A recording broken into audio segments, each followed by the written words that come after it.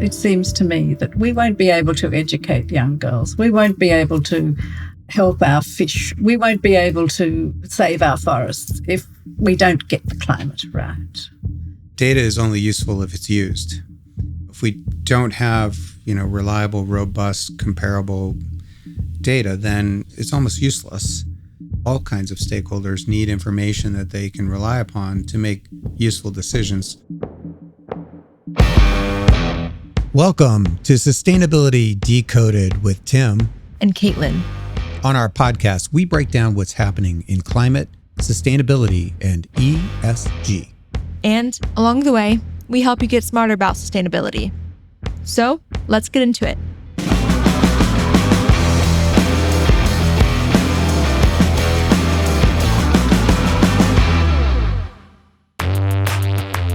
Much like me, Jane Diplock, our next guest, had a career as a regulator, but she told us when she was first starting out, that was something she never expected to do. Before she found herself in the world of financial regulation, she worked as a lawyer in the public sector and as a banker in the private sector. Jane Diplock was chairman of the executive committee of the International Organization of Securities Commissions, or IOSCO, for 7 years. She was also chairman of the New Zealand Securities Commission for 9 years. IOSCO sets global norms and standards for securities market regulations. It's made up of individual regulatory authorities for different countries around the world. So in the US, that's the Securities and Exchange Commission. In the UK, that's the Financial Conduct Authority. And in New Zealand, where Jane spent the majority of her career as a regulator, it's the Financial Markets Authority. We spoke with Jane about breaking glass ceilings, the UN Sustainable Development Goals, and about digitization. But first, Jane started our conversation by explaining how global standards are adopted by individual regulatory authorities. The global standards are set by consensus of the security market operators around the world. But individual jurisdictions have to only adopt them if they really see them as relevant to their market. But there's a competition in markets, and so those which are adopted international and global standards tend to have global investors happier to invest in them because there's greater investor protection, ostensibly. And there's a leadership around the world by, for example, the largest markets in the world. And I must say that during the period that I was at IOSCO, we saw China and India and Brazil and other markets take their rightful place in the leadership of that organisation to show that these are standards which apply to investors and companies all around the world. So 20 some years ago, in the financial world, each country was kind of doing its own thing. And because we had a globalized economy, investors, they really didn't have the same set of information to deal across borders. And so we started to have an international financial standards organization that started. And now, 20 some years later, we're doing the exact same thing, but with first climate change, as we've all emphasized, super important, but other sustainability issues will follow right behind that. And that's going to change the world because all of a sudden we're all on the same song sheet. We're speaking a common language. I know one of the questions myself and a lot of other people have is how do reporting frameworks differ for sustainability reporting and financial reporting? Because those are, quite different things, of course. They are and they aren't, actually. I think we have had a history of very clear, formalized set of standards for financial reporting. They have changed over time as markets develop, as activities change. In the corporate sphere, those standards are updated and amended. Sustainability reporting is a much newer thing, and it has partly modelled itself on financial reporting in the sense of wanting to address some of the issues that financial reporting, that you want to have something which want to have reporting standards which are readily adoptable by the people you want to use them. You want to have standards which are able to be calculated sensibly, that have proper outcomes from the standards you set. So I think those things are equivalent, really.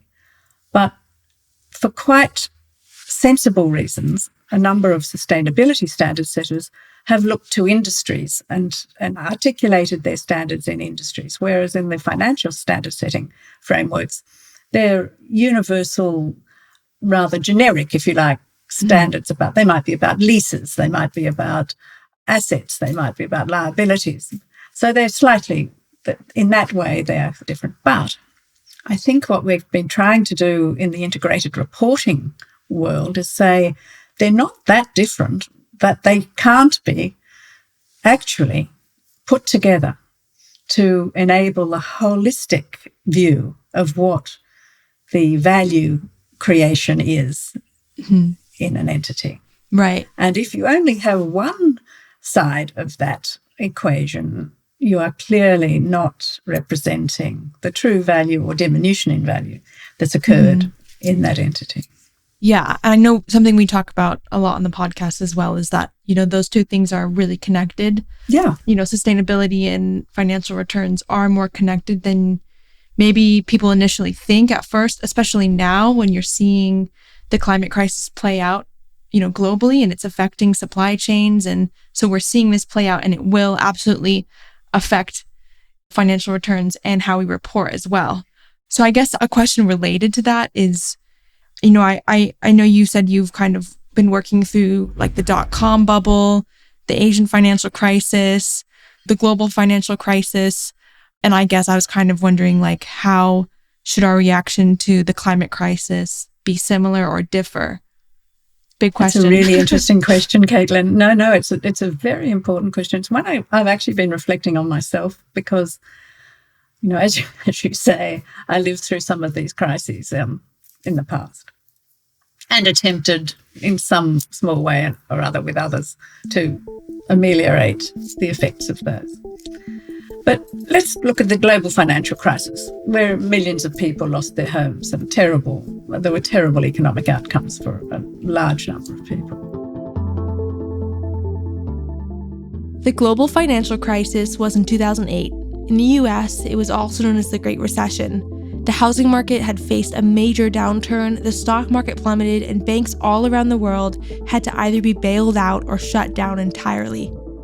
The Asian financial crisis in the late 90s and the dot-com bubble burst in the early 2000s were also periods of similar economic downturn. That was a financial crisis, and it was a failure of regulatory frameworks, regulation itself. It was not an existential crisis of the planet. This is what we're facing with climate. Climate is not just an economic crisis. Of course, it is an economic crisis to many, many people around the world. But it is existential, which means it will bring about the death of the planet unless we actually do something about it and we get on with it right away.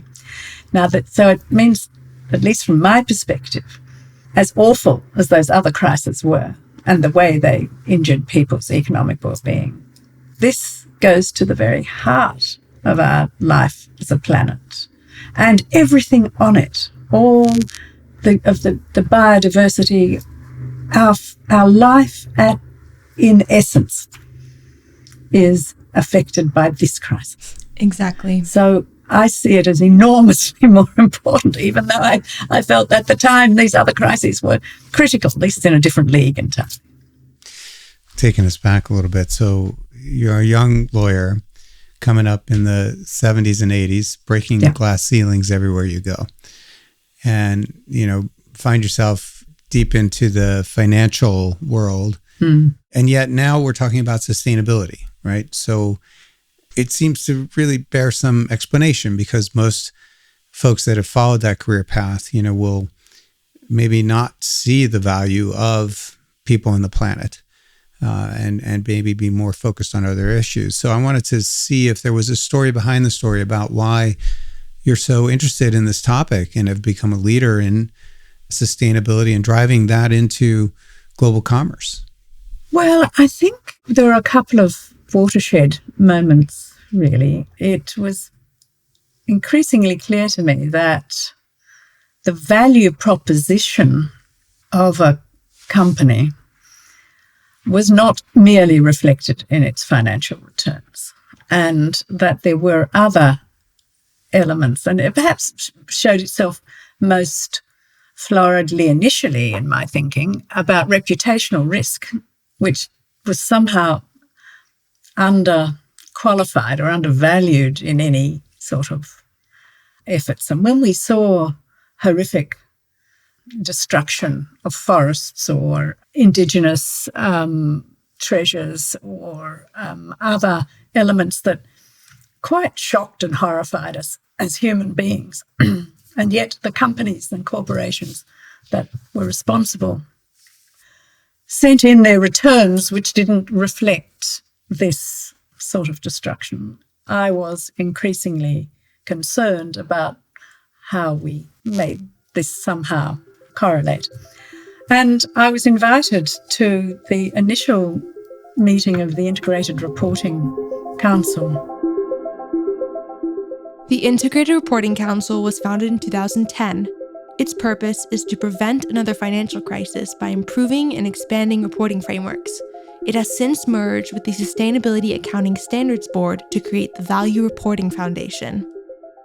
And I was enormously pleased to see a whole lot of other people who had concerns about the planet and biodiversity and those issues, who were, frankly, quite buttoned up white gentlemen. Bankers and accountants, Anyway, maybe? Or? Yep, bankers and accountants. They did not look like the radicals that were sort of necessarily characterised by the media as people interested in sustainability. And the intellectual logic of the need for us to take sustainability issues into account in valuation became floridly clear and very sensible. And I was sort of agreeably delighted to meet people who had a similar set of thinking of mine, although mine at that stage was still relatively unformed, I have to say, but nevertheless becoming more passionate by the moment. I love that story. I mean, I don't know if you know, Jane, but 10 years ago, actually, about the time of your meeting, I wrote a book, and the original title was The Tree Hugger's Guide to the Corporate World. And I wish I'd read it, Tim. It's right here. I'll send you a copy. But please do. I'd love it. The problem was that the publisher of the book thought that this was too edgy, so they made it the subtitle. And it's now called Changing Business from the Inside Out. But the point being is that people from all walks of life, meaning all capabilities within the business sphere, I think many of them do want to work for more than a paycheck. They want to see that, their life's work actually made the world better. Exactly. And if we just have this sort of short-term focus on profits over all else, we've seen the impacts of that. So there has to be some way to blend, care for the community, the people around us, with the need for making money, profit. Absolutely. And I think that's really the subject of the day. That's what we're wrestling with. I think that's what integrated reporting was all about. Of course. And that's what's going on today in terms of the International Sustainability Standards Board and many of the other things we can talk about. But that's kind of the way I see it as well. Yeah, I guess to add on to that point, Tim, I know for myself personally, and like a lot of my friends were kind of intimidated by the corporate world, especially if we're, consider ourselves like environmentalists.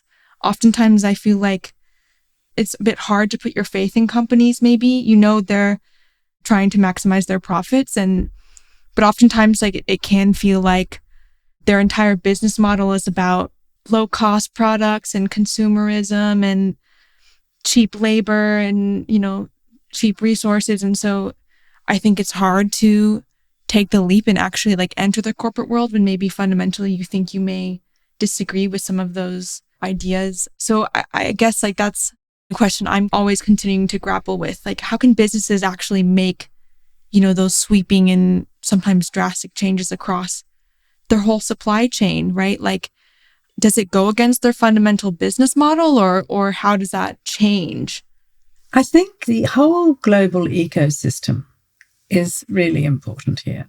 And part of that global ecosystem and the financial ecosystem is the fact that certainly me, and I suspect Tim, and I hope you, are thinking about the future as well as the present. And so we have assets in superannuation funds, and we're looking at hopefully at least 10 years or 20 years or 30 years in the future. And so as investors in these funds, I think people are becoming increasingly wondering, what is the planet going to be like when I take my superannuation and use it? What are we going to do with that? A superannuation fund is a pension fund.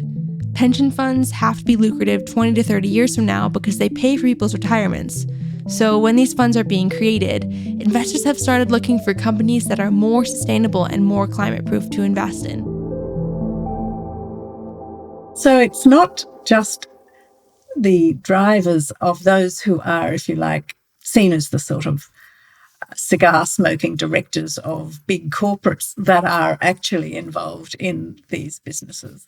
There are a lot of people increasingly who are saying, well, we do have to be thinking about what the beneficiaries of those asset holders who hold pension funds and others are going to be thinking about. So it's not as simple as there's evil on the side of business and there's virtue on the side of sustainability. Hopefully, we're seeing an integration of that as well, and that sensible company directors are thinking it's in our interests, let's be really blunt, to not merely be looking at the next quarter's returns, but be thinking about the short, medium and long-term impact of our business, because that is going to actually make for our business to be sustainable, as well as sustainability itself. And I think passionate people like yourself who are interested in the planet are going to be the best directors of companies in the future. That's the future of business, is to absolutely have people like you sitting there at the board table, reminding everyone of these important issues. Yeah, I think, well, in many ways, it's a bit more comfortable and probably a bit easier for me to, and other young people who are activists as well, to sit back and surround ourselves with other activists and stuff like that. Like, you can kind of get into like an echo chamber.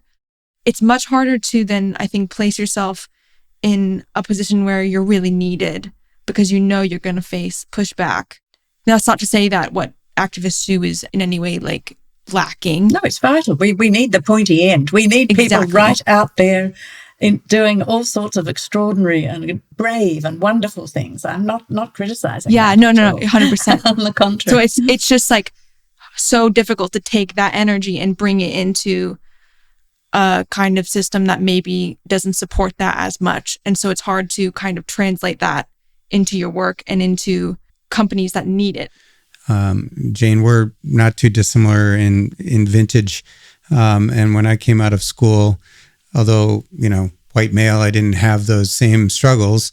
I was the avowed tree hugger, and I wanted to make a difference, just like you, Caitlin. It was work for an NGO or work as a regulator. So I chose regulator. And I can remember when I made the switch to the corporate world, everybody thought I had sold out. What are you doing? And I said, no, you don't understand. You can actually make a big difference from inside. And when you do get inside a corporation, what you find out is that so many of the people who are running today's, multi-trillion valuation companies are actually just people, and they have hearts and they care. They do care. And you can make a massive difference, right? Mm-hmm. So I think that's what's changing here, is that it's not sort of one side versus another. It's about how we bring these values into global commerce, capitalism. Absolutely true. Totally, 100% agree.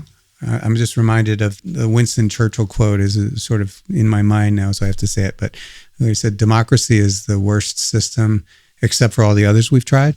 It's the same with capitalism, right? It's the worst system except for all the others we've tried. And so what we have to do is try to prop it up and amend it and make it work for us. And that's essentially what we're doing here. I can see you're wearing a UN Sustainable Development Goals badge. And I know that you're a big proponent of the SDGs, as they're called. I just kind of wanted to ask, like, what are the Sustainable Development Goals and why are they so important? Well, they're fundamentally an agreement globally, a commitment to try to create peace and prosperity in the world. Now, this sounds like motherhood and apple pie, but it's actually, when you look at the 17 Sustainable Development Goals and you look at the 600 odd indicators, and it's a hugely, I think, exciting, amazing aspiration that we all should be working for. And I'm very proud to be an ambassador for the World Benchmarking Alliance, which is actually benchmarking companies on their commitment. Because I think the UN Sustainable Development Goals, which were really set up in 2015 to look to 2030 and to hope to bring about this peace and prosperity, it's a big challenge. And some of the issues that we're alert to right at this very moment will make us feel a little less optimistic about some of these goals. But they are things which countries have committed to try and improve in that period.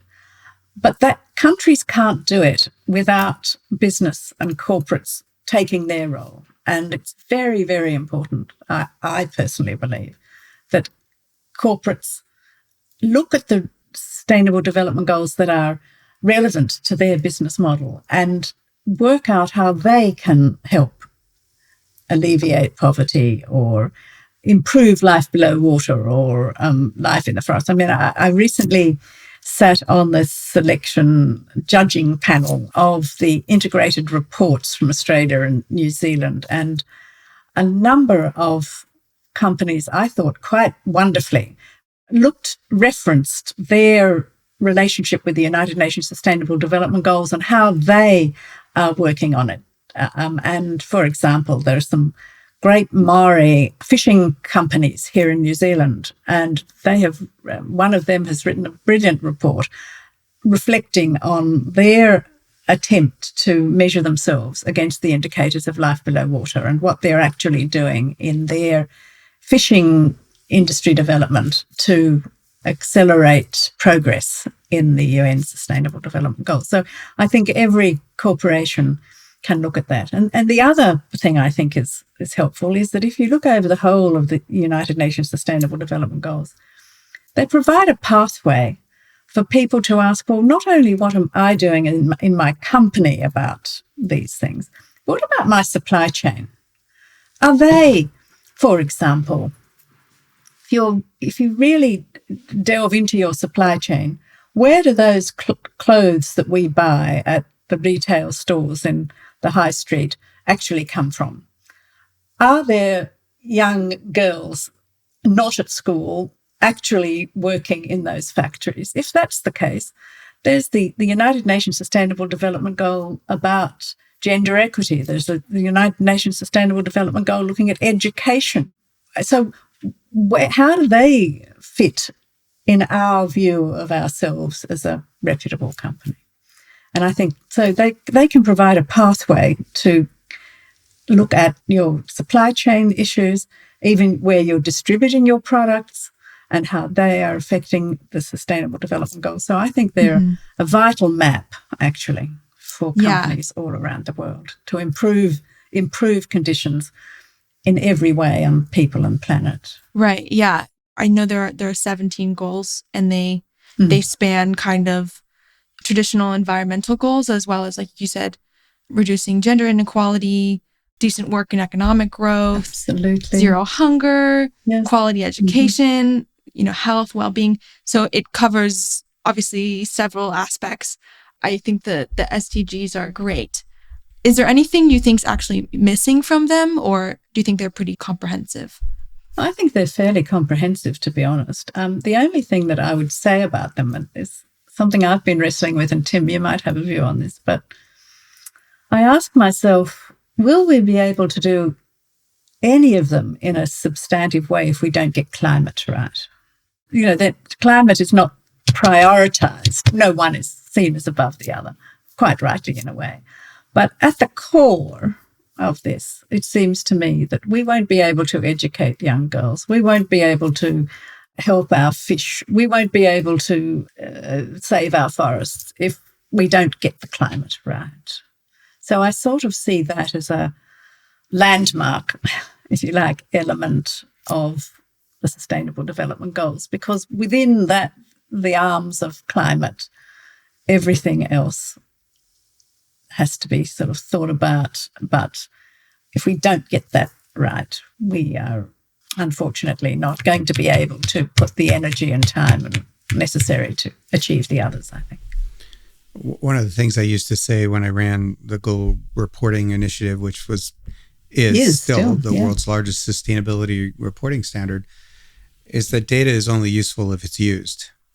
And, if we don't have, reliable, robust, comparable data, then it's almost useless. Investors, but all kinds of stakeholders need information that they can rely upon to make useful decisions. It's the only way we're going to accomplish the Sustainable Development Goals or any of the sustainability needs the planet actually has. So it's so very important. It's not just, some sort of like technological pursuit. It's about taking information and turning it into action, which I think is really the end goal here. We've got all this stuff going on and we're trying to funnel it into something easily digestible and implementable, and digitization is one way of helping that. Yep. I guess, how would you define digitization specifically? I think I just put it as plainly as what is humanly readable is machine readable, and vice versa. Right. So that but the machine readable material makes many calculations and alignments and like by like much easier to see. The patterns, if you like, of where things are going and how things are developing, and it's that capacity to make linkages, which is often quite difficult if you're just reading something yourself, and it makes those calculations and patterns much more obvious and therefore very helpful. Jane advocates for digitization as a way to make ESG standards comparable. She says that to work in the future, standards have to be machine readable. The digital revolution, which is changing absolutely everything in our lives, from the way we talk to each other across countries, everything from the way we read a recipe or whatever we do, it's transforming our life. But it provides such an opportunity for there to be an aggregation and coming together of ideas in the digital world of sustainability and financial information, for example. So wouldn't it be just brilliant if we could find something like the Rosetta Stone, which would translate the financial reporting standards taxonomy and the sustainability standards board's taxonomies? Mm-hmm. And it would be amazing. Can it be done? We've now discovered, with the help of advanced machine learning, AI, knowledge graphs, and various other tech amazements, that we can have these things interoperable. So it's my passionate view that digitization is going to transform the facilitation of enabling the data that is used for one purpose to be used for another, and to enable true integration. It's the ultimate integrated report, frankly, is to have your data with controlled vocabularies and all of the other bits and pieces that will be needed to actually allow for investors, activists, stakeholders and others to be able to do calculations, combinations, assessments that they couldn't do at all before, because these things will be able to be seen in both machine-readable form and human-readable form. Right. And I think that's going to be transformative in the extreme. And that's an amazing intersection that, I've just felt. I mean, I've been on a learning curve like this. Don't get me wrong. I'm sure everyone has, though. Yeah, I think it's phenomenally interesting. I think throughout your career, you've probably seen a change in how corporations, and I know you sit on a few boards and stock exchanges and the like. So reflect for a minute how that ethos has changed over the years. Are corporations much more aware of these issues of sustainability? Are they acting on these issues? How are they reacting to all the changes that are happening around them? Have you got any reflections on how things have changed in that regard? I think they've transformed, absolutely. I think it's... And it's been a transformation, or almost like a reformation, that's occurred at all levels of government and industry. So that, I think, and it's happened at pace, which is quite remarkable. If someone had asked me 5 years ago, would New Zealand have required all large companies to report on their climate measurement? And I'd have said, I can't see that happening. I thought the political forces would be so strong in a country that relies, frankly, on milk and meat as its major export, that these things would be challenging in the extreme. But we're here. And it's because there's been a global mental shift, in my view. And that occurs, and corporates and stock exchanges and those who are relating to them are as aware as everyone else. Now, they may have some personal views that they don't necessarily think, but it's become, I think, climate change and the risks of climate change have become a reality in capital letters for every element of business and economic activity. And governments are responding, and also investors and activists and others are responding. And the tsunami is here in that point, and it's not going to go back. We are in the midst of it. And we have to recognise it, understand it, and work with it to bring about the best outcome we can for the climate and the planet. When you look back, is there particular moments that you would highlight that influenced you, or somebody, some conversation that may have changed the course of your career that's led you to this place? There have been so many fabulous people that I'm eternally grateful to for their thinking. I guess I went in, I think, 2012 to hear the Prince of Wales talk on his book Nature at Clarence House in London. And I was absolutely knocked out by his vision of the natural world. And I thought then that he'd been rather underestimated in his passion and level of interest in these matters. So that's one person.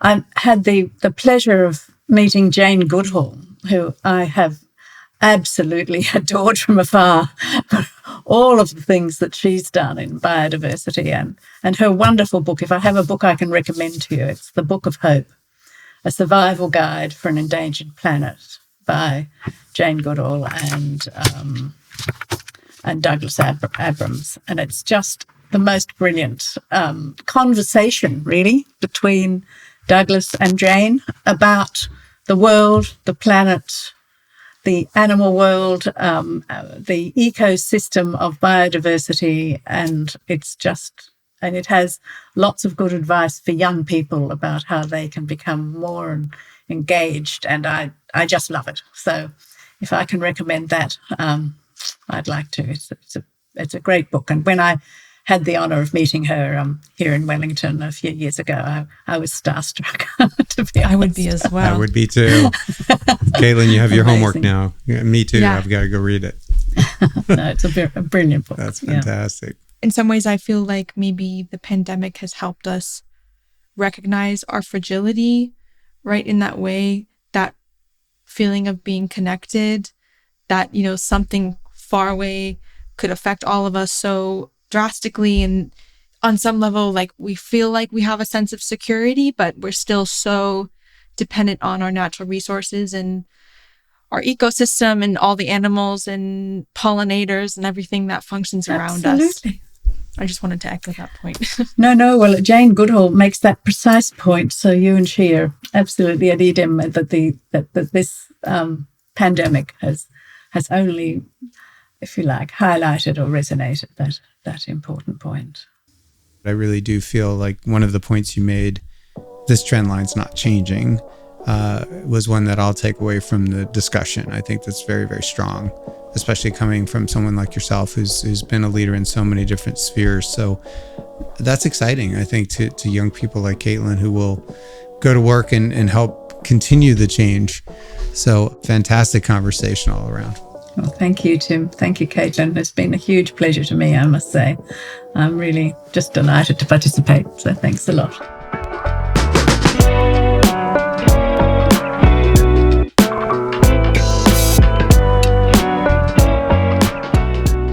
Wow.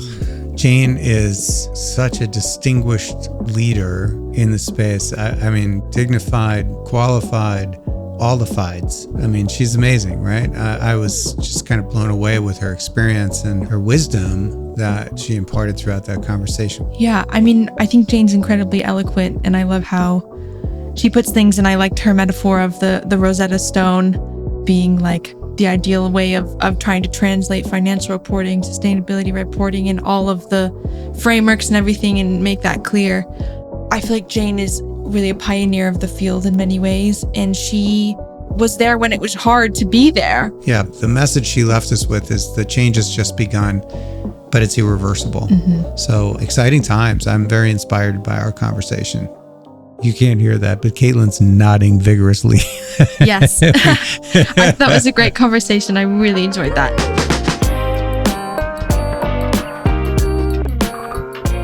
That's it for our episode with Jane Diplock.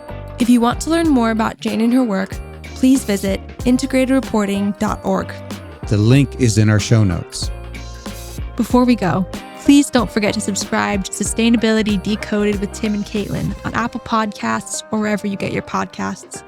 While you're there, it would be great if you could rate and review the show. Thank you all for listening, and we'll catch you in our next episode. Sustainability Decoded is produced by our incredible team at Persephone and Human Group Media. If you want to learn more about Persephone and our climate management and accounting platform, please visit our website, persephone.com.